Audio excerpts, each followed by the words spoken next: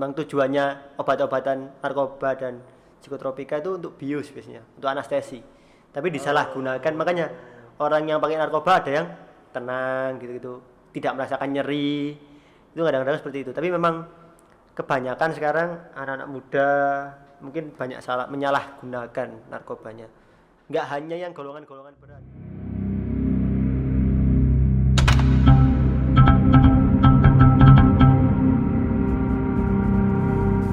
Assalamualaikum warahmatullahi wabarakatuh. Waalaikumsalam warahmatullahi wabarakatuh. Habis itu harus magang dulu 1 tahun. Baru dianggap dokter. Baru bisa praktek di rumah sakit, baru bisa praktek di rumah, baru bisa masuk spesialis. Kalau di total berapa tahun itu jenjangnya? Kalau dari awal sampai akhir itu berarti sekitar 6,5 sampai 7 tahun. Itu dokter aja, belum spesialis. Wajib gitu, dokter aja. Wajib. Umum ya. Dokter umum. Itu 6,5 sampai 7 tahun. Kalau yang spesialis bergantung spesialisnya. Paling lama spesialis itu 11 semester, 5,5 tahun. Itu berarti minimal 6,5 tahun ya. Iya, minimal 6,5 tahun buat kedokteran. Paling cepat istilahnya.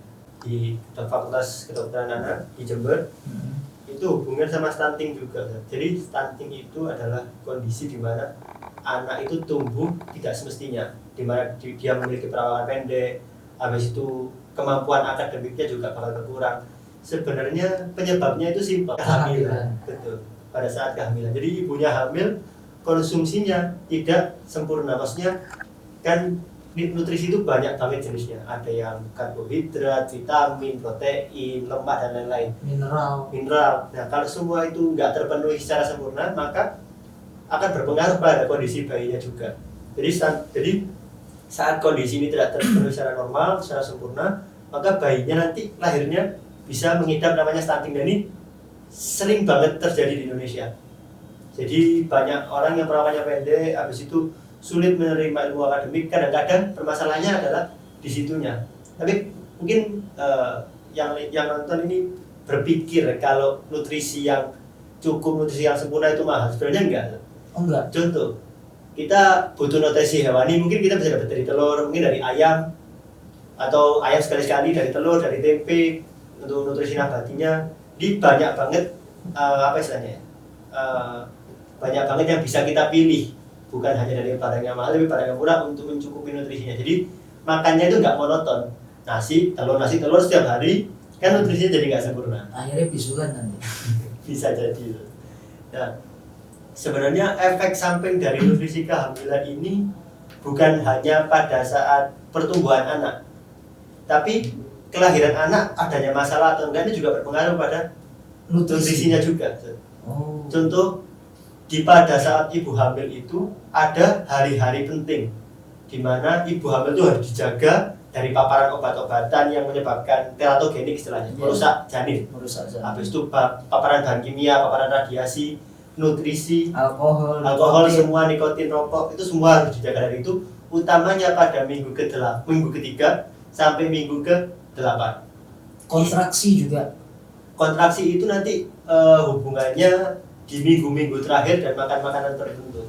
Jadi yang lebih penting di sini adalah yang minggu ketiga sampai ke-8 itu istilahnya adalah proses organogenesis, pembentukan organ. Kalau itunya ada yang merusak, nutrisinya tidak maksimal, pembentukan organ jadi tidak sempurna. Nah, itu contoh-contohnya gimana? Mungkin sering kita lihat anak-anak dengan istilahnya mungkin yang biasa kita dengar jantungnya bocor. Habis itu bisa juga yang paling sering kita temukan adalah bibir sumbing.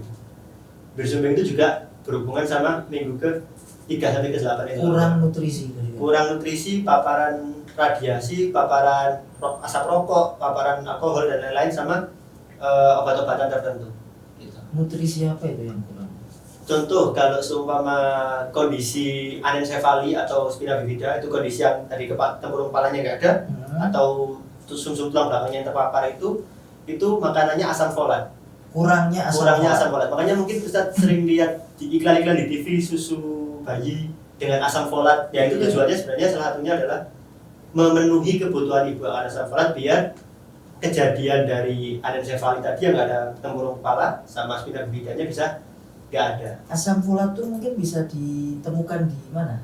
Asam folat tuh banyak sebenarnya, di kacang-kacangan juga bisa, susu, Ya itu banyak asam folat, tapi biasanya kalau ibu pingin nutrisi yang sempurna itu biasanya makanya disediakan cara yang lebih simpel, dan salah satunya susu bayi gitu. Susu bayi ya. Susu ibu hamil.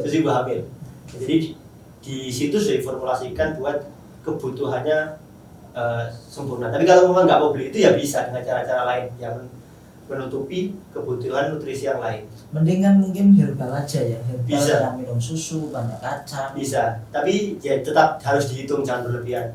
Sebenarnya kalau sekarang ini ada aplikasi yang menghitung kalorinya makanan ini berapa, kandungan makanan ini apa aja, itu ada di Play Store, itu kalau mau di-download ada. Jadi mungkin ibu hamil bisa cari tahu kondisi tubuhnya bagaimana dan butuhnya berapa, nanti bisa dituliskan. Ya, jadi kita tinggal mengikuti aja apa aja yang harus kita makan buat ini terpenuhi, ini aturan main aja. Iya betul. Jadi kita zaman sekarang sudah dimudahkan dengan adanya aplikasi-aplikasi begitu. Dok, saya mau tanya, kalau katanya kalau seorang ibu hamil banyak makan coklat, anaknya akan jadi hitam. Nggak ada hubungannya sebenarnya. Oh, nggak ada? Nggak ada. Kebanyakan memang masih banyak mitos di Indonesia. Makan cumi nanti anaknya jadi hitam. Enggak, justru kan cumi bagus kalau banyak omega 3-nya buat anak jadi. Makan rawon anaknya jadi hitam. Nggak ada. Nggak ada. Dengarkan netizen ini. Cumi, rawon, sama apa lagi tadi? Coklat dimakan oleh ibu hamil itu tidak menjadikan anaknya hitam. Jadi jangan parno. Itu mitos saja, Dok ya. Katanya juga ada yang ngomong kalau minum air degan nanti anaknya putih bersih. Juga tidak ada hubungannya. Nggak ada hubungannya. Nggak ada hubungannya. Sama genetik semua, kalau mau warna kulit dan lain-lain itu sama genetik. Nggak ada hubungannya sama yang kita makan gitu ya. Yang kita makan tuh ya berhubungan sama nutrisinya, bukan sama warna dari makanannya. Jadi kalau nutrisinya terpenuhi, ya insya Allah anaknya lahir sehat, tumbuh kembangnya juga bakal baik. Gitu. Terus lanjut dok. Tadi saya potong. Ya itu, jadi nutrisi ini memang sangat penting, harus dimonitor juga. Jadi sebenarnya bukan hanya kerja ibu hamil saja yang memonitor.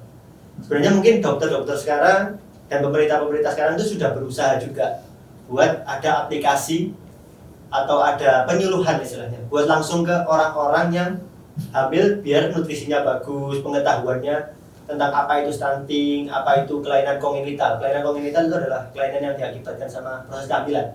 Kayak tadi yang bibir sumbing, atau tadi kelainan penyakit jantung bawaan dan lain-lain. Nah, dokter-dokter itu sudah masuk ke sana, ranah sana. Dokter-dokter, perawat, habis itu ilmu kesehatan masyarakat sudah masuk ke sana untuk mencegah hal-hal ini terjadi. Jadi kita cegat di hulunya, bukan mengobati tapi mencegah dari hulu ya. Iya. Sebelum ke hilir. Betul. Kadang-kadang beberapa penyakit sekarang mau operasi aja antrinya sampai berbulan-bulan. Saking kurangnya jumlah dokter di Indonesia sama banyaknya jumlah pasien.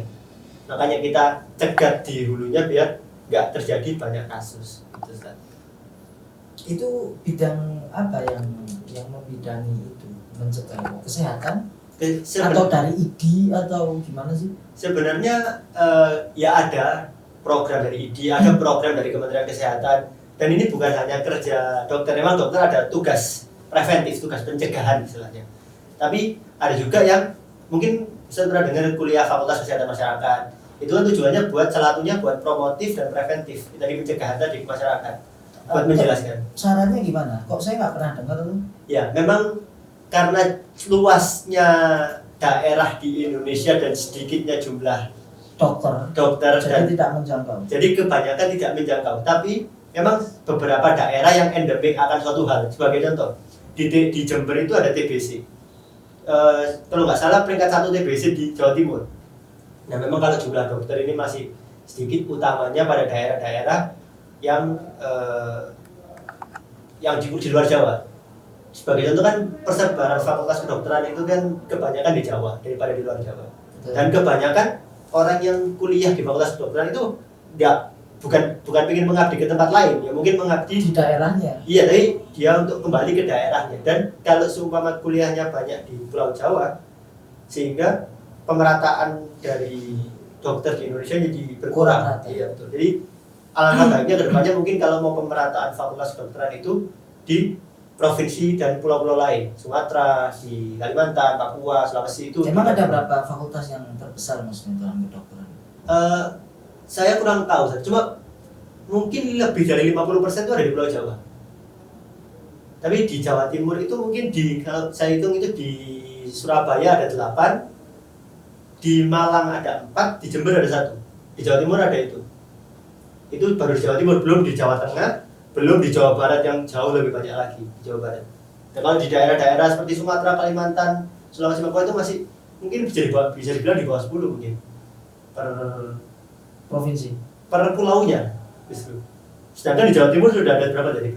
Ada 13. Sedangkan di provinsi yang lain di bawah 10. Bukan di provinsi, di pulau lain di bawah 10. Sehingga pemerataan di sini ini masih kurang, sehingga upaya promotif preventif ini jadi agak susah. Dan juga kendala dari upaya promotif preventif ini bukan hanya jumlah dokternya, jadi aplikasinya ke masyarakatnya. Contoh, kita memberitahu masyarakat untuk makan ini biar kehamilannya sehat, anaknya sehat. Tapi kan aplikasinya kan kita nggak bisa memantau selama 24 jam, sehingga aplikasi ini kadang menjadi suatu hambatan di masyarakat. Oleh karena itu mungkin sekarang ini sudah mulai dikembangkan teknologi namanya telemedicine. Di telemedicine mungkin pernah lihat yang dikonsultasi lewat HP gitu-gitu. Itu salah satu cara buat monitor. Iya, salah satunya itu buat memonitor, bisa juga. Sudah banyak dilakukan. Buat memonitor bagaimana keadaan pasien, apakah obatnya diminum mungkin, apakah makanannya sudah stabil, nutrisinya bagaimana, olahraganya itu bisa dipantau lewat situ. Tapi masih banyak dalam tahap penelitian dan belum dalam tahap aplikasi sejauh ini. Ya mudah-mudahan bisa berlangsung dengan cepat buat meminimalkan, jadi nggak terhitung jarak. Ya sekarang kan mungkin kita terhalang jarak untuk promosi kesehatan, untuk tindakan preventif, tapi dengan adanya memanfaatkan teknologi ini, ya kita bisa meminimalisasi jarak, sehingga kita di Jawa bisa memberikan sosialisasi ke orang yang di pulau lain, contoh di Kalimantan, di Sumatera, Papua, Sulawesi, dengan adanya teknologi. Tapi ya masih dalam tahap pengembangan. Dan juga itu kan nggak hanya ranah kesehatan, ranah telekomunikasi juga, hubungan sama jaringan, persebaran HP di luar Jawa kan itu masih berbeda-beda kecepatan jaringan, sehingga koordinasi antara kesehatan, bagian telekomunikasi, jaringan dan lain-lain itu juga harus dimaksimalkan. Ya, jadi sekalian juga jaringannya juga. Iya, itu masih menjadi kendala sih. Dok, kalau sementara kita ini di dunia pesantren, yang kita tahu Bapak dokter di dunia ini adalah Ibnu Sina, atau dalam ilmu kedokteran dinamakan Avicenna, dengan kitabnya namanya Al-Qanun, yang saya sendiri juga belum baca sih sebenarnya. Teman saya sendiri sudah pernah baca dan mempraktekkan ketika itu dia pengen diet, kalau nggak salah gemuk, dia pengen diet, dia ngikuti arahan daripada kitab Al-Qanun tersebut, dan Masya Allah tak lihat nggak lama kurus. Makanya ya lihat dia masih tetap sih nggak terlalu menjaga badan dan kurus. Nah, yang Anda mau tanyakan ini apakah di dunia kedokteran itu Avicenna itu tadi Avicenna dari Ibnu Sina itu posisinya itu di mana, atau tidak disebutkan, atau kita dikasih instannya aja, enggak dari mungkin sumber aslinya, atau gimana sih Dok? Iya. Pernah disinggung nggak sih di fakultas itu? Kalau disinggung biasanya bukan dalam bentuk perkuliahan, jadi kayak ada forum-forum yang menghubungkan antara Islam sama kedokteran. Jadi menghubungkan isi Al-Quran dengan aplikasinya sekarang bagaimana, kedokterannya bagaimana. Jadi jarang disebut, karena kan memang ilmu kedokteran ini selalu berubah dari tiap tahun. Mungkin tahun ini kita kasih obat ini, tahun depan mungkin kita obatnya mungkin bisa berbeda yang kita kasih. Jadi bisa berbeda, sehingga ilmunya sudah berubah, sehingga Ibnu Sina ini sudah jarang terdengar di telinga mahasiswa kedokteran, utamanya yang nggak ikut forum ya, karena kadang-kadang kalau di forum itu dibahas, tapi kalau nggak ikut forum memang jarang disebutkan. Dan sudah, kalau semua buat penelitian itu contohnya biasanya ada syarat syarat tahun terakhir 10 tahun terakhir baru bisa dipakai. Lebih dari itu nggak boleh dipakai lagi. Jadi makanya ilmu kedokteran itu kayak terus memperbaharui diri. Apa namanya? Apa sih bahasanya? Mungkin madhabnya ya. Iya. Madhabnya istilahnya. Berubah-berubah terus kan. Ada yang lebih baik berubah, ada yang lebih baik berubah. Gitu terus. Contohnya apa ya? Contoh mungkin dulu kita kalau sesak minum salbutamol yang tablet lasal mungkin atau sirup-sirup gitu. Karena sama salbutamol tablet itu minum. Tapi kalau sekarang guideline-nya itu lebih menyarankan pakai yang semprot. Karena mungkin lebih spesifik ke tempatnya dan meminimaliskan efek samping di tubuh. Jadi memang bakal berubah gitu terus. Kita mungkin tahun ini obat-obatannya ini kita 10 tahun lagi belum tentu sama. Dok pernah dengar nggak obat super tetra itu? Pernah. Ya. Pernah. Dulu ya zaman itu super tetra itu dawak liku lidah istilahnya. Penyakit apapun super tetra. Kena koreng itu dilepas kapsulnya, serbuknya itu diusapkan, itu cepat lah keringnya. Iya. Sambil diminum juga super tetra. Sekarang juga sudah nggak ada itu. Betul. Ya super tetra itu sebenarnya obatnya antibiotik. Tetrasiklin kan namanya. Tapi memang kadang-kadang selama ini penggunaannya masih disalahgunakan. Karena antibiotik ini kalau disalahgunakan sangat bahaya. Contoh, bakteri ini harus mati saat kita kasih 3 kali sehari selama 5 hari. Oke. Nah, kalau kita minum 2 hari aja, 3 harinya nggak kita lanjutin, bakterinya nggak semua bakteri mati. Dan yang masih bisa berkembang itu yang kebal terhadap antibiotiknya. Jadi kedepannya kalau kita kasih ini lagi nggak berpengaruh. Jadi ini bahayanya antibiotik itu dijual secara bebas. Tapi sekarang secara bebas banyak. Sebenarnya nggak boleh secara bebas, karena golongan obat keras itu harus resep dokter. Cuma memang ya di Indonesia masih aplikasinya masih kurang maksimal sehingga banyak obat-obatan keras yang masih bebas dijual tanpa resep dokter. Itu bahayanya. Tapi memang aplikasi dari Super Tetra ini saya juga pernah menemukan secara langsung. Jadi tante saya dipijat sama tukang pijatnya dikasih Super Tetra. Iya. Kan lucu, maksudnya obat orang habis pijat tradisional dikasih antibiotik, iya. Nggak ada hubungannya. Soalnya kan kalau dikasih antibiotik ya mungkin untuk menghilangkan bakteri. Tapi kan di sini habis pijat, mungkin kalau mau nyeri bisa dikasih obat-obatan anti nyeri. Tapi ini dikasih Super Tetra yang dianggap sebagai obat dari segala obat. Dawak liku lidah.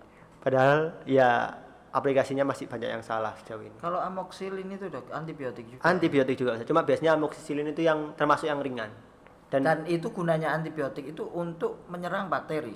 Iya, buat menyerang bakteri. Biasanya antibiotik tertentu untuk menyerang bakteri tertentu. Jadi amoxicillin sama obat-obatan lain, contoh levofloxacin itu fungsinya buat bakteri yang berbeda. Iya.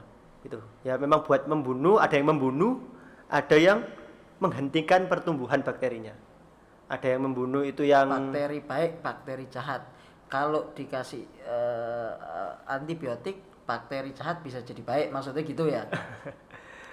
Bukan, jadi menghentikan maksudnya sudah nggak bermutasi atau nggak berkembang lagi, nggak menggerogoti. Iya. Tapi masih ada di tubuh kita. Masih ada. Nah, tapi lama kelamaan bakal kalah sama bakteri baiknya, biasanya gitu. Hilang. Iya. Nah, tapi memang kalau minum antibiotik itu usus kan memang tempatnya bakteri baik. Kadang-kadang kalau kita minum antibiotik itu usus itu juga bakal bakterinya hilang semua. Takutnya kan gitu kan. Kalau kita apa? Kalau minum antibiotik. Iya. Nah kan berarti kan sebenarnya bakteri itu dibutuhkan untuk pencernaan, untuk penyerapan vitamin itu dibutuhkan. Nah tapi kalau semua kita minum antibiotik, bakterinya bisa hilang. Nah teori yang menunjukkan sejauh ini mungkin banyak yang pernah dengar usus buntu, ya. Nggak pernah, mungkin sering dengar fungsinya masih belum ditemukan. Tapi ada hipotesis yang menunjukkan bahwa fungsinya itu adalah meriset kalau ada peminuman antibiotik. Contoh, kita minum antibiotik, bakterinya hilang, sedangkan bakteri yang di usus buntu ini masih ada. Jadi kayak pabriknya istilahnya. Jadi kayak meriset lagi, biar bakteri baiknya ada lagi. Gitu. Itu salah satu hipotesis buat fungsi usus buntu. Gitu. Jadi bakteri tetap butuh ya, bakteri baik, tetap. Bakteri jahat. Iya. Entah kita di tangan ini, di wajah, di mana lagi? Di tempat-tempat yang terbuka ini semua ada bakteri baiknya.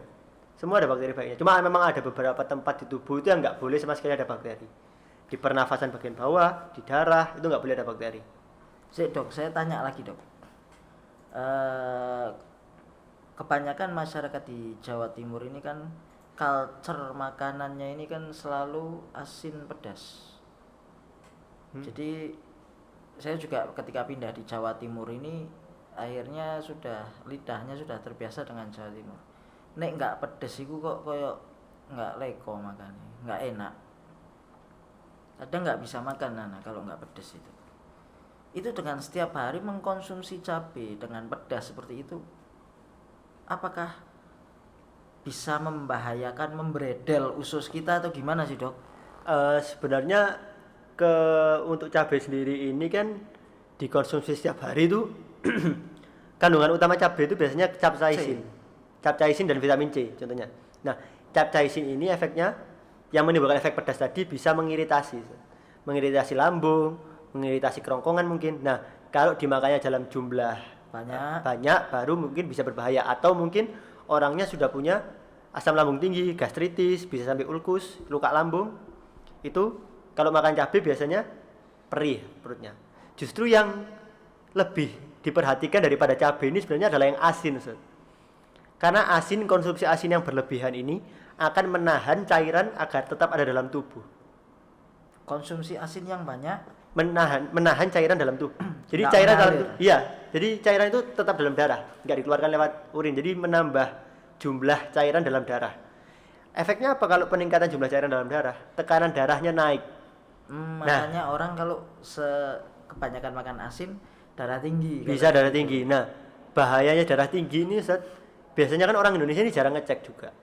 Nah, darah tinggi ini biasanya jarang ngecek dan nggak bergejala. Jadi nggak ada gejalanya. Biasanya kalau sudah sampai tinggi banget baru bergejala. Makanya darah tinggi ini biasa disebut silent killer, pembunuh dalam diam. Jadi tiba-tiba stroke, tiba-tiba penyakit jantung, koroner. Jadi memang apa istilahnya ya? Kewaspadaan masyarakatnya juga harus ditingkatkan. Utamanya 3 hal yang penting: kolesterol, gula darah, sama darah tinggi. Ini semuanya kayak bersatu sebagai penyebab jantung koroner atau penyebab stroke. Itu bahaya, makanya harus dikontrol. 3 itu utamanya. Terus tadi ya yang dokter bilang itu tadi kita perlu konsumsi tadi kayak mineral, terus karbohidrat, protein nabati, protein hewani, terus ya wa ahwatuha dan lain-lainnya semua. Apakah kita ini juga perlu, kan itu harus diseimbangkan kan dok? Betul. Apakah kita juga perlu menyeimbangkan rasa? Jadi seperti ini, kita ini kan konsumsi itu rasa itu kan asin, manis, terus asin, manis, pahit, asin, manis, pahit, apa lagi satu lagi? Asam ya? Iya, kalau pedas itu sensasi ya? Iya, jadi 4 itu. Asin, manis, asam, pahit. Ini dalam makanan asin, manis, asam ini bisa terpenuhi, tapi pahit ini jarang. Dan memang nggak ada yang suka ya pahit ini. Kayak seperti mungkin pare kan pahit. Apalagi yang pahit? Itu daun pepaya. Daun pepaya pahit. Daun singkong mungkin pahit. Mulut tetangga juga pahit kan bisa juga. Ini kan jarang kan kita konsumsi pahit.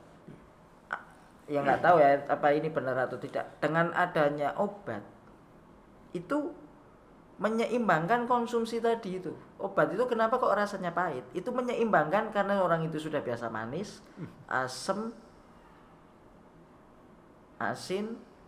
Lah obat ini pahit. Ini salah satu untuk menyeimbangkan. Betul nggak sih itu dok? Tapi sebenarnya buat rasa itu selera, jadi nggak ada hubungannya sama kesempurnaan dalam makanan, hubungannya sama rasa tadi. Tapi hubungannya sama kebutuhan nutrisi. Mungkin yang asin menggambarkan kebutuhan garam. Memang garam kan dibutuhkan sehari-hari, tapi kalau kelebihan itu nggak baik.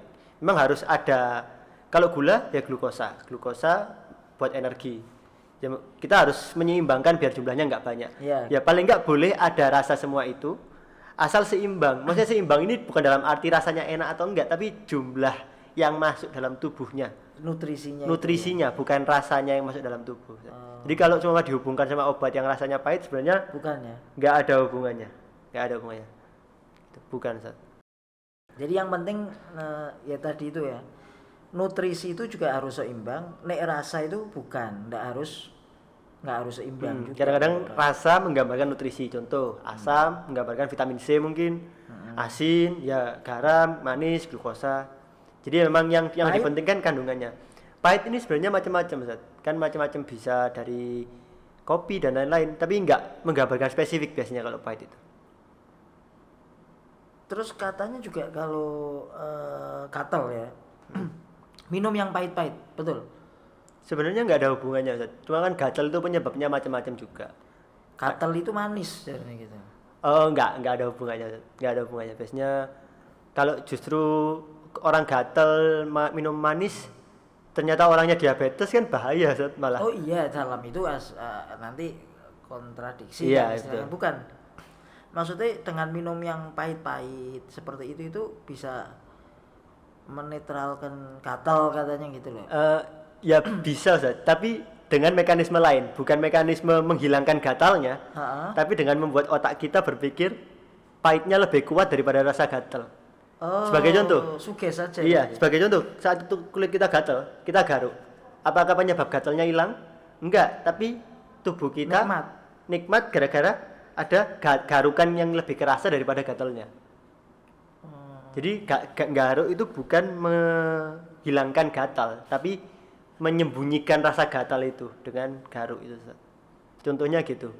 Jadi kayak dialihkan perhatian tubuhnya dari gatalnya. Ya bisa aja kalau mau minum yang pahit banget, kan rasanya pahit gitu, gatalnya jadi nggak kepikiran lagi, nggak menghilangkan penyebabnya.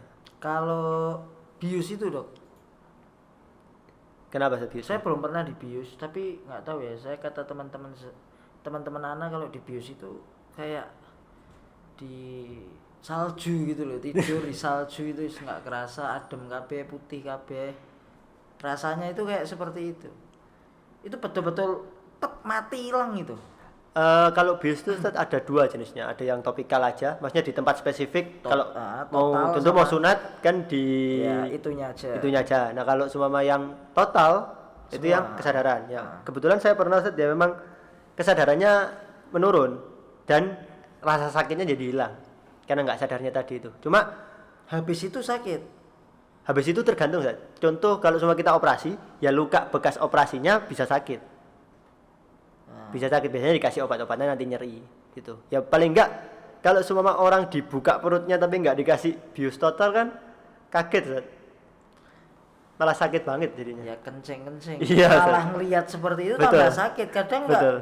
Anak inget dulu ya waktu main basket. Sini anak sobek. Anak main basket. Sini sobek. Orang-orang ngelihat ente ini berdarah, anak masih main aja. Nggak kerasa. Masih main nggak kerasa. Orang semakin ramai, lu ini sobeknya itu bolong itu sampai bolong, ketatap tiang itu. Begitu anak lihat di kaca, nangis anak. Baru kerasa sakitnya. Nah kerasa, wah nangis langsung anak. Iya, sering terjadi. Ya memang ketika melihat tambah rasa. Iya.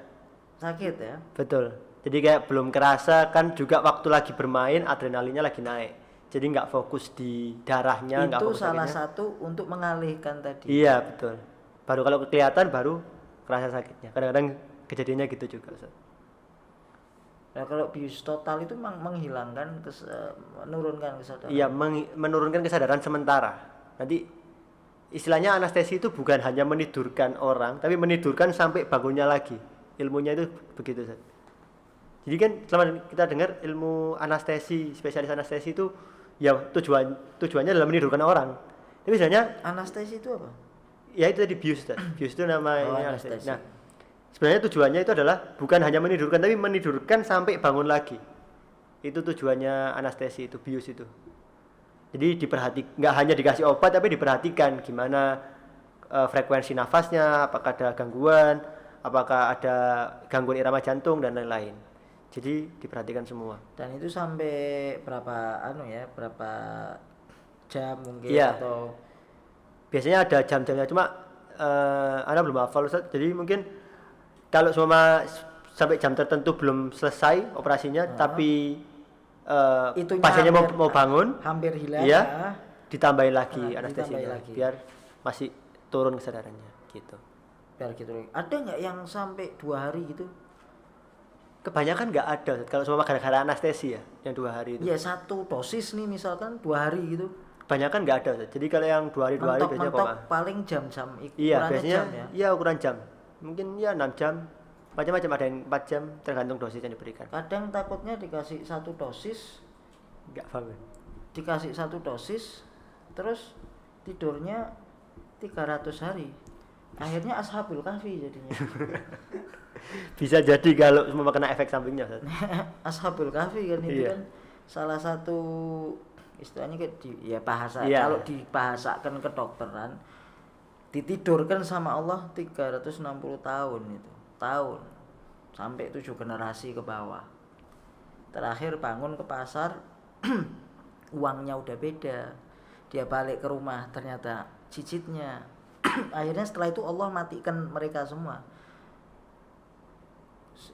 Qala sab'atun wa thaminuhum wa kalbuhum itu 7 sama 8-nya itu adalah anjingnya itu ashabul kahfi. Itu kan bius dari Allah Ta'ala 360 tahun. Kalau biusnya manusia hanya ukurannya jam-jaman itu ya, seperti itu ya. Betul. Itu kalau dalam kedokteran kan tetap hitungannya kan bukan meninggal kan. Bukan meninggal. Dan di bahasa Quran itu ditidurkan memang. Betul, ditidurkan. Mirip-mirip gitu. Kalau Dok, narkoba Dok. Kalau narkoba itu efeknya itu apakah dan satu ya kandungannya sama obat, terus efeknya itu gimana itu Dok? Apakah sama dengan bius itu atau gimana? Ya sebenarnya yang digunakan dalam bius itu adalah zat-zat narkoba dan psikotropika itu, narkotika psikotropika. Memang tujuannya obat-obatan narkoba dan psikotropika itu untuk bius biasanya, untuk anestesi. Tapi disalahgunakan, makanya orang yang pakai narkoba ada yang tenang gitu-gitu, tidak merasakan nyeri. Itu kadang-kadang seperti itu. Tapi memang kebanyakan sekarang anak-anak muda mungkin banyak menyalahgunakan narkobanya. Nggak hanya yang golongan-golongan berat, mungkin kayak seperti sabu-sabu, ganja kan golongan berat. Tapi yang obat-obatan psikotropika kayak alprazolam, obat-obat tidur biasanya, itu memang banyak disalahgunakan. Karena kan efek ketagihannya itu saat yang sebenarnya berbahaya. Kan mungkin sekarang minumnya setengah, besok setengah sudah nggak ngantuk lagi, jadi ditambah terus dosisnya. Zat adiktif. Iya, itu mungkin diakibatkan sama jumlah reseptor di otaknya itu, teorinya itu menurun jumlah reseptornya, atau kepekaan reseptornya terhadap obat itu jadi berkurang. Ya, betul. Makanya kayak contohnya kayak rokok. Kalau orang merokok mungkin pertama kali ngerokok 1-2 batang sehari cukup. Lama-kelamaan bakal nambah terus. Teorinya juga sama, karena jumlah reseptornya menurun atau karena sensitivitas reseptornya berkurang. Betul. Gitu. Jadi nambah. Jadi itu paling enggak kalau orang susah tidur itu paling enggak dihindari aja. Dok, kayak misalkan sabu-sabu kan Dok. Orang yang saya lihat ya, orang yang pakai sabu-sabu seperti itu kan dia efeknya kan bukan fly ya. Iya, efeknya kayak bersemangat gitu. Iya. Tergantung memang narkoba ini tergantung jenisnya menimbulkan efek-efek yang berbeda. Kayak ganja, efeknya sama-sama berbeda. Doping juga seperti Iya. itu. Apakah itu digolongkan ke ya tadi itu obat-obatan? Iya. Setahuannya kalau obat-obatan itu ya yang membuat fly, ini terlepas Iya, dari ngomong agama ya. Obat-obatan itu kan istilahnya fly, tenang, Iya. untuk tidur. Kalau sabu-sabu penggunaannya sejauh ini belum ada di bidang kedokteran. Kalau yang sabu-sabu Nggak ada kan, nggak ada, makanya. belum ada. Setahu anak belum ada. Tapi kalau yang lain-lain, contohnya kayak opium, morfin, habis itu kayak alprazolam dan lain-lain itu juga sudah digunakan. Ganja pun sebenarnya di luar negeri itu sudah legal. Sudah digunakan buat kedokteran, legal buat kedokteran. Oh, ada manfaatnya itu. Ada. Secara kedokteran. Ada. Pengetahuan anak ada. Contohnya itu buat orang Parkinson. Parkinson gimana tangannya gatal-gatal gini? Ya. Itu orangnya sepengetahuan anak itu kekurangan dopamin di otak. Oh. Nah, ganja ini meningkatkan dopamin. Rokok juga. Rokok juga, ganja juga, tapi efeknya lebih kuat ganja. Makanya kebanyakan orang itu dikasih ganja kalau di luar negeri, tapi di Indonesia belum ada aplikasinya. Mungkin ada obat-obatan lain yang bisa digunakan daripada ganja, jadi paling nggak mending pakai itu. Takutnya kan kalau ganja dilegalkan di Indonesia dan banyak, takutnya malah bisa banyak disalahgunakan sama orang. Karena orang Indonesia kebanyakan gitu, banyak yang kalau semua sudah legal disalahgunakannya semakin banyak. Takutnya gitu. Tapi mungkin kan bukan dibuat rokok kalau orang Parkinson itu. Iya, kayak dibuat pil. Bukan pil, kayak dibuat apa istilahnya? Konsentrat gitu. Kayak diteteskan nanti. Oh iya, seperti itu kan. Iya, betul. Seperti halnya ganja pun dipakai buat masak.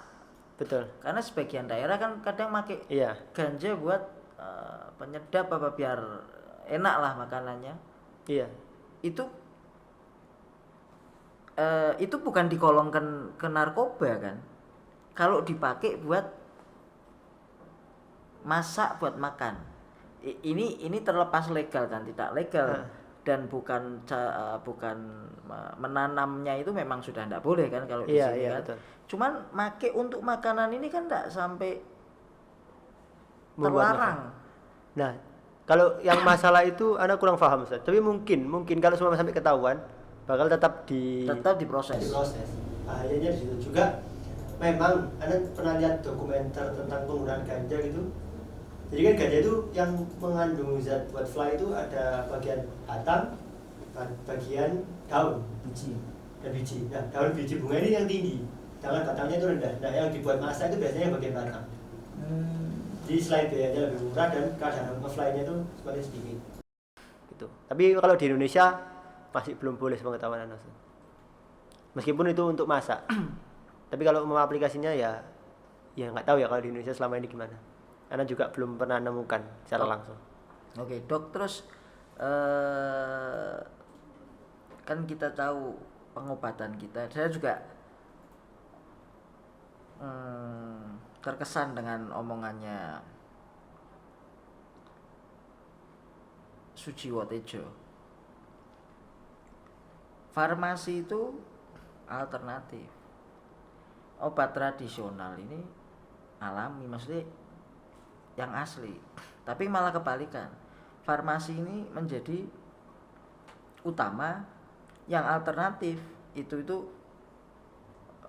ya pengobatan tadi itu secara mungkin tradisional, herbal dan yang lain yang lain sebagainya. Ya ini bukan menuntut antum sepakat atau tidaknya. Saya pengen tanya ini. Masalah jamu itu, Dok. Jamu sama obat-obatan. Jelas ya. Anda mesti memilih obat-obatan. Cuman saya pengen dipaparkan aja.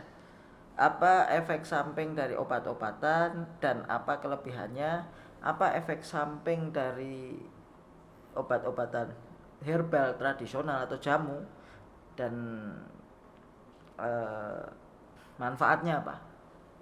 Oh ya, jadi kan kita harus golongkan dulu jamunya. Ini ada jamu yang memang buatan sendiri tradisional, ada jamu-jamu yang jamu, maksudnya sebenarnya pabrik jamu ada pabriknya. Kadang-kadang dicampurkan farmasi-farmasi juga. Okay. Jadi macam-macam. Jadi intinya, Ana juga pernah dapat omongan dari dosen Ana di Jember. Sebenarnya obat-obatan farmasi ini kan kandungannya kimia. Dari mana biasanya kimia itu didapat? Dari obat-obatan herbal dan tumbuh-tumbuhan. Iya, jelas. Nah, itu yang diekstrak. Diekstrak dan dijadikan obat. Nah, dosen Ana itu bilang kalau kita sudah tahu ini ada kandungannya ini 500 gram, kita paling enggak bisa ngontrol. Ini maksudnya efek sampingnya bakal kemana, efeknya gimana ke tubuh, bagus atau enggak. Kita sudah ada penelitian. Uji laboratorium. Betul. Ada penelitian. Sudah ada penelitian, sudah ada uji laboratorium, keamanannya, dosisnya berapa itu sudah ada penelitiannya. Sedangkan jamu itu memang mungkin ada kandungan dari obat-obatan kimia tadi, maksudnya kandungan alaminya. Kandungan alaminya yang ada di tumbuh-tumbuhan itu mungkin jumlahnya lebih sedikit, tapi ada kandungan lain yang mungkin kita nggak tahu efeknya ke tubuh apa. Jadi memang karena jumlahnya sedikit-sedikit itu mungkin tidak akan menimbulkan efek di tubuh. Tapi memang kebanyakan jamu yang digunakan yang tradisional, benar-benar tradisional. Contoh penggunaan klabet mungkin buat diabetes, penggunaan apalagi macam-macam. Jinten hitam, madu dan lain-lain itu sangat bagus memang. Tapi memang itu masih berdasarkan empiris. Tapi sebenarnya beberapa jamu-jamu herbal ini kayak klabet, madu, jinten hitam itu sudah dilakukan penelitian, Ustaz. Sampai fase yang diuji keamanannya gimana, sampai diuji dosisnya bagusnya berapa. Contoh klabet buat orang yang diabetes itu minum 5 gram per hari. Itu bisa menurunkan tekanan darah. Habis itu kayu manis berapa gram, 2 gram. Habis itu ada apa lagi? Jinten hitam itu 2 gram atau 3 gram per hari. Itu memang sudah ada penelitiannya. Jadi beberapa jamu itu sebenarnya sudah diteliti dan memang ada efek bagusnya buat tubuh. Kalau jahe? Jahe tujuannya buat apa, Ustaz? Jahe itu biasanya buat penghangat tubuh aja. Sama Anda juga belum baca spesifik tentang jahe, tapi efeknya ya memang penghangat tubuh, rileks, sama ada hubungan sama lambung juga. Maksudnya membaguskan lambung. Jadi macam-macam. Jahe itu salah satu juga yang disebutkan dalam Al-Quran. Zanjabil disebutkan juga dalam Al-Quran jahe itu. Dan banyak sekali mungkin faedah yang mungkin belum terkuak di jahe. Salah satunya itu Anda pernah sakit lambung ketika itu sampai muntah dok, sampai muntah. Saya minta obat mual aja biar nggak muntah kalau makan. Setelah itu untuk penyembuhannya saya makan kacang hijau pagi, malam saya minum kacang hijau, malamnya saya minum jahe. Dan alhamdulillah nggak lama sembuh. Ada juga santri-santri sini ketika sakit asam lambung, namanya santri sering tuh asam lambung itu wis paten gitu, sering lah terjadi pada santri-santri. Saya kasih masukan pada wali-wali santri, nggak usah kasih obat-obat yang lain, kasih jahe aja. Tapi mereka mindsetnya takut, loh jahe itu kan panas, di lambung nggak baik. Dan ini antum ngasih tahu bahwa jahe itu juga Ada efek baik untuk lambung itu ya. Iya. Jadi nggak semua yang herbal itu harus ditakuti. Contohnya lemon. Mungkin orang yang sakit lambung itu kan takut itu saja. Iya. Tapi sebenarnya lemon kalau diminum sama apa namanya kulitnya, itu pH-nya justru Rendah. basah di atas 7. Sehingga malah justru bagus buat lambung. Ada yang penelitian yang bilang seperti itu. Meskipun masih ada kontradiksinya, tapi ada penelitian yang bilang kalau lemon juga bagus buat lambung. Jadi memang banyak obat-obatan herbal yang sudah ditemukan bagus buat kesehatan. Maksudnya nggak kalah dari obat-obatan farmasi. Tapi kan memang semuanya kan awalnya dari herbal. Betul. Semua. Dan apalagi kalau penggunaan herbal diminum tiap hari kan relatif lebih aman. Karena tadi jumlah kandungannya sedikit dan efek sampingnya otomatis juga bakal lebih sedikit. Daripada contoh yang ini kandungannya mungkin 2 gram, yang ini di obat farmasi 10 gram. Nah kan kalau kita minum setiap hari dengan 2 pilihan yang berbeda itu kan lebih aman yang 2 gram. Yang 2 gram. Jadi memang yang obat-obatan tradisional ini lebih bagus diminum sebagai obat-obatan yang progresif lah istilahnya. Maksudnya terus-menerus, continue. Iya. Sedangkan kalau yang obat yang farmasi ini biasanya digunakan kalau sudah sampai parah. Contoh sesak nafas mungkin kan minum teh hangat sudah sedikit terrelief, apa istilahnya? Meredakan karena ada kandungan teofilin dan panasnya itu melegakan. Tapi kalau sudah sampai berat kan minum teh aja nggak cukup, baru dikasih obat yang salbutamol tadi contohnya buat mereliefkan yang nggak bisa dicapai sama obat-obatan herbal tadi. Farmasi tetap bisa. Jadi kayak kebanyakan tuh obat herbal ini digunakan sebagai pencegahan justru. Nah obat farmasi ini kebanyakan buat yang menyembuhkan. Jadi contoh apa lagi? Contoh orang lambung, contoh minum madu juga buat lambung itu juga bagus. Apalagi kalau orangnya sudah luka lambung. Kan sebenarnya di lambung itu kan asam, Zat. Logikanya kan nggak mungkin ada bakteri yang hidup di sana. Karena kan asam banget. Nah, tapi sebenarnya ada bakteri yang dapat menyebabkan luka lambung. Nah, madu ini bisa punya zat antibakteri yang menghilangkan bakteri tersebut, membunuh. Sehingga bakterinya jadi normal kembali, nggak banyak lagi. Paling nggak lukanya nggak semakin parah dan bisa terkontrol gitu. Memang banyak manfaat herbal yang sudah ditemukan sejauh ini, tapi pasti masih banyak lagi yang belum ditemukan. Tapi Dok, kalau banyak mengkonsumsi obat itu kan efek sampingnya ginjal ya kalau nggak salah ya? Bergantung obatnya.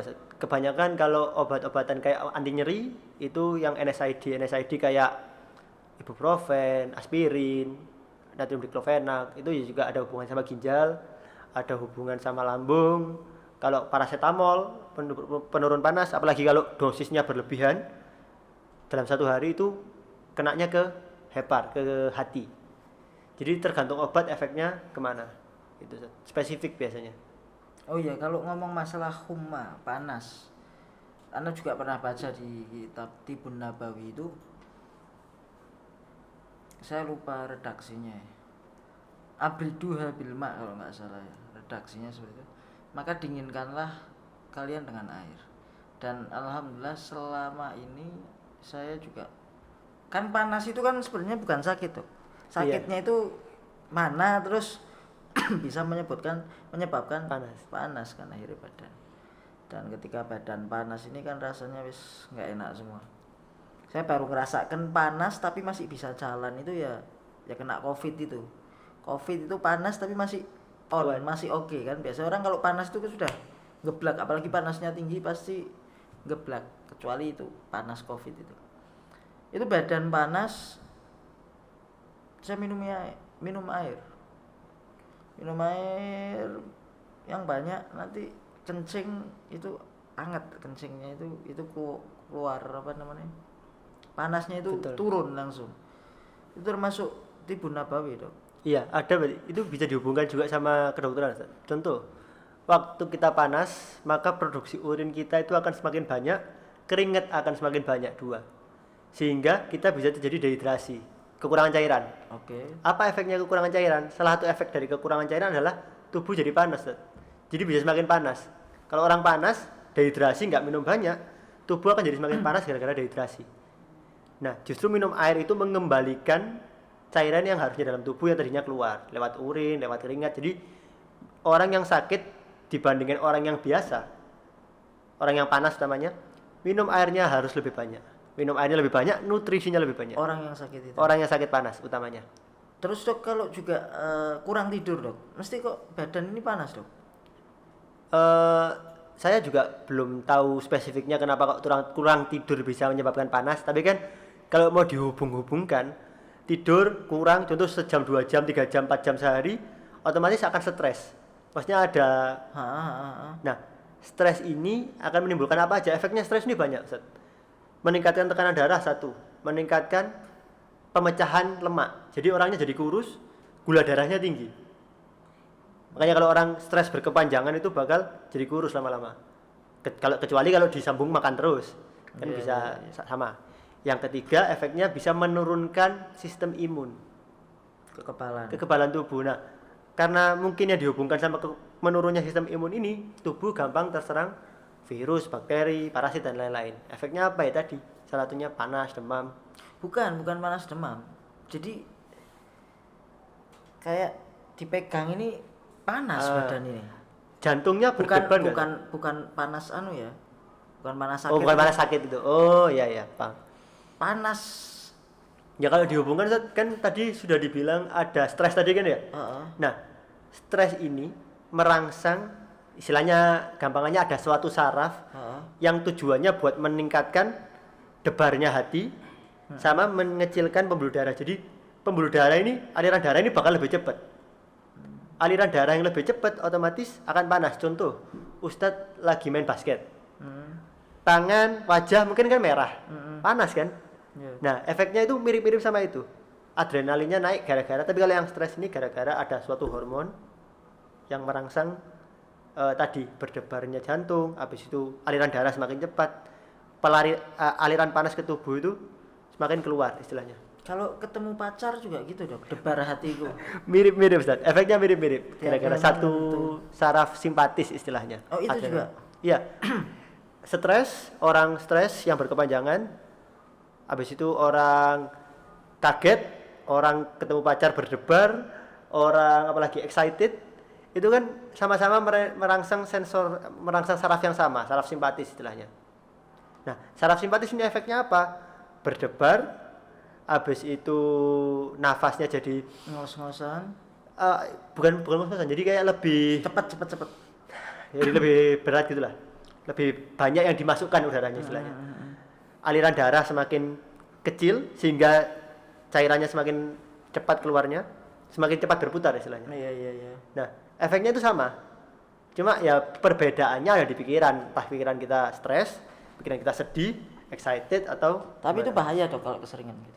Kalau keseringan bahaya, Ustaz. Maksudnya kan keseringan ini maksudnya bagaimana? Biasanya kalau respon-respon kayak kaget, ketemu pacar, deg-degan, contohnya itu Keseringan nggak apa-apa. bukan keseringan nggak apa-apa, kan jarang terjadi justru. Iya. Yang sering terjadi ini yang stres. Stres. Nah, stres ini berkepanjangan. Nah, jadinya efek ini banyak di tubuh. Nah, jadinya apa? Hipertensi tadi, gara-gara pembuluh darahnya sempit.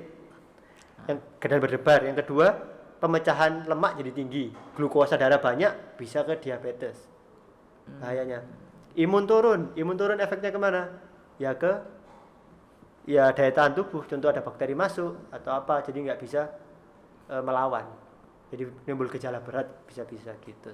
Makanya penting banget untuk manajemen stres, karena stres ini kayak merupakan salah satu penyebab. Kopi juga penghilang stres dok. Betul, Ustaz. Betul nggak? Karena dopamin itu ya, karena Ada dopamin. kafeinnya merangsang dopamin. Ya tapi tetap harus pakai jumlah yang tepat sehari. Kalau nggak salah sehari maksimal 2 kali, Ustaz. 2 kali. Kopi itu. Ya, dan lebih baik kopinya pahit. Maksudnya tanpa gula. Oh. Karena kan yang jahat justru gula tadi, yang ke arah diabetes dan lain-lain. Orang Jepang pun kalau minum teh, minum kopi semua pahit. Betul. Ya, kalau di Hadromut juga kopi itu pahit. Nggak ada kopi manis. Betul. Kalau di sini kan tambah gula aren, tambah gula aren. Tapi justru sebenarnya gula aren itu Malah bagus. lebih baik daripada gula biasa. Tapi ya lebih baik jangan pakai gula kalau bisa. Tapi kalau terpaksa ya lebih baik gula aren. Karena indeks glikemiknya istilahnya pembuatan glukosa dalam darahnya lebih rendah. Dok, ngomong-ngomong tentang gula dok, saya nih kadang sering. Saya ini kalau kopi harus manis. Iya. Terus ada beberapa orang kalau bikinkan kopi ana ini gulanya itu sedikit, rasanya nggak enak, pahit. Terus mungkin kebiasaan orang-orang, dia biasakan orang-orang yang lainnya itu mintanya gulanya sedikit. Ketika saya dibikinkan gula sedikit, saya ngamuk mesti dok. Loh, saya ini masih butuh gula. Bukan orang tua, saya masih butuh gula. Ngeyel lah, saya ini masih seneng manis gitu loh. Apakah harus saya kurangi atau ya apa? Kadang saya agak risih, anak kecil-kecil loh padahal.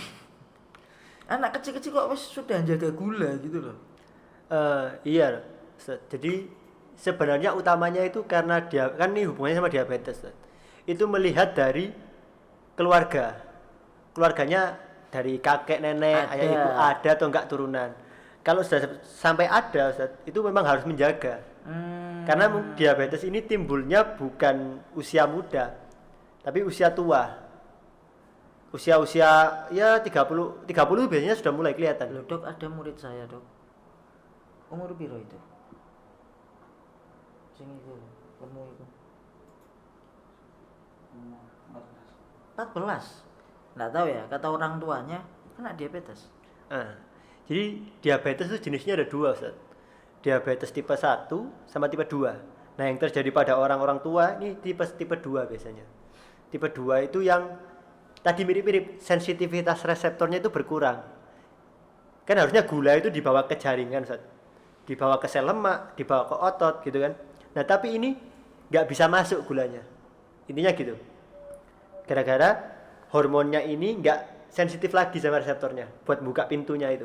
Iya. Nah, Kalau yang tipe 1 hormonnya ini nggak ada Ustaz. Atau mungkin jumlahnya sangat sedikit sehingga nggak bisa mengakomodir gula itu masuk ke tubuh, ke sel otot sama sel lemak. Nah, kalau yang tipe 1 ini biasanya dilihat tuh pada anak kecil. Bisa aja mungkin yang murid antum Ustaz yang tadi kena diabetes itu mungkin baru terdiagnosis sekarang. Sedangkan itu mungkin sudah terjadi dari lama. Tapi memang obesitas juga merupakan salah satu faktor penimbulan Orangnya ngantuan ya kalau diabetes itu ya. Orangnya banyak gejalanya diabetes itu ya, salah satu ngantuk, sukar ya, ngantuan. Habis itu minumnya jadi banyak Ustaz. Kencingnya banyak, makannya banyak. Tiga trias utamanya itu. Polidipsi, poliuri, polifagi. Minumnya banyak kencing utamanya pada malam hari, sama banyak makan. Karena meskipun memang sebenarnya ada gula, tapi nggak bisa masuk ke sel. Sehingga selnya ini lapar. Jadi mengirim respon bahwa aku ini lapar, sehingga ditambahkan makanan. Padahal kalau ditambahkan makanan, gulanya tambah tinggi lagi dalam darah. Sering itu berarti aku lapar gitu. Betul. Makanya orang-orang yang sudah sampai terkena diabetes atau hipertensi itu seharusnya minum obat setiap hari. Insulin itu ya. Tergantung kadar gulanya berapa, HbA1-nya berapa. Bisa dikasih obat-obatan oral aja, atau kalau sudah berat banget baru dikasih insulin. Atau pada kondisi tertentu, contoh pada ibu hamil itu dikasih insulin juga. Khair insyaallah, Dok. Allahumma sallimna bil afiyah. Allah bil afiyah. Dok, terima kasih banyak, Dok. Ini kalau mau diceritakan ilmunya antum ini insyaallah 5 jam nggak selesai ini, Dok. Makanya ana rasa kita udah cukup banyak manfaat dari Dokter Ali ini mengedukasi kita tentang kesehatan, tentang asupan, tentang bagaimana mencegah daripada mengobati, tentang proses kehamilan itu bagaimana biar menjadi anak yang sehat, sempurna, dan yang lain sebagainya, termasuk doa, dan juga kita wajib untuk berikhtiar. Mungkin itu saja, Dok. Assalamualaikum warahmatullahi wabarakatuh. Waalaikumsalam warahmatullahi wabarakatuh.